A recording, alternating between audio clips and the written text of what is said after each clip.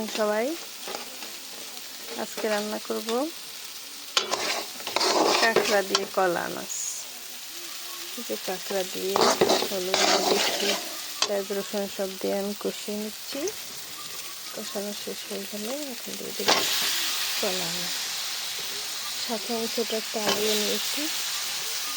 কলা মাছের সাথে আলু দিলে আমার মনে হয় অনেক বেশি মজা পায়।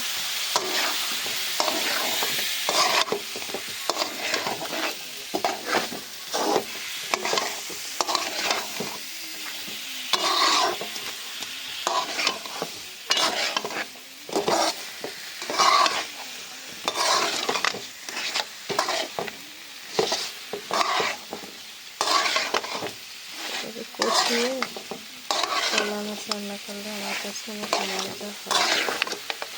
একদিন ট্রাই করে দেখবেন বন্ধুরা।